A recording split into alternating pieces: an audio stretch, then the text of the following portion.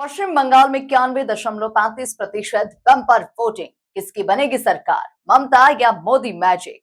नमस्कार, आप देख रहे हैं साधना एक्सप्रेस डिजिटल और आपके साथ मैं हूं हिना मेहता। पश्चिम बंगाल विधानसभा चुनाव में पहले चरण की वोटिंग ने सियासी हलचल तेज कर दी है।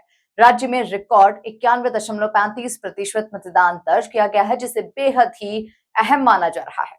मतदान केंद्रों पर सुबह से ही लंबी कतारें देखने को मिली और लोगों ने लोकतंत्र के इस महापर्व में बढ़ चढ़कर हिस्सा लिया। अब सबसे बड़ा सवाल यही है, क्या ममता बनर्जी की सरकार फिर लौटेगी या इस बार बीजेपी बंगाल में इतिहास रचेगी? देखिए हमारी ये खास रिपोर्ट।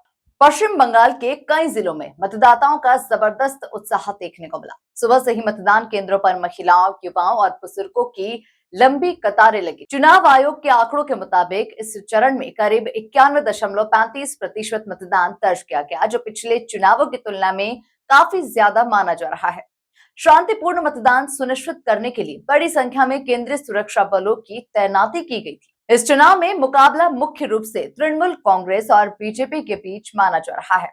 ममता बनर्जी की पार्टी जहां सत्ता में वापसी का दावा कर रही है, वहीं बीजेपी भी राज्य में बदलाव का नारा देकर पूरी ताकत झोंक चुकी है। प्रधानमंत्री नरेंद्र मोदी और केंद्रीय गृह मंत्री अमित शाह ने भी बंगाल में कई बड़ी रैलियां की है। दोनों ही पार्टियां दावा कर रही है कि इस बार जनता उनके पक्ष में फैसला देगी। मतदाताओं का कहना है कि वे विकास, रोजगार और सुरक्षा जैसे मुद्दों को ध्यान में रखकर मतदान कर रहे हैं। राजनीतिक विश्लेषकों का मानना है कि 91.35% जैसी बम्पर वोटिंग बंगाल की राजनीति में बड़ा संकेत हो सकती है।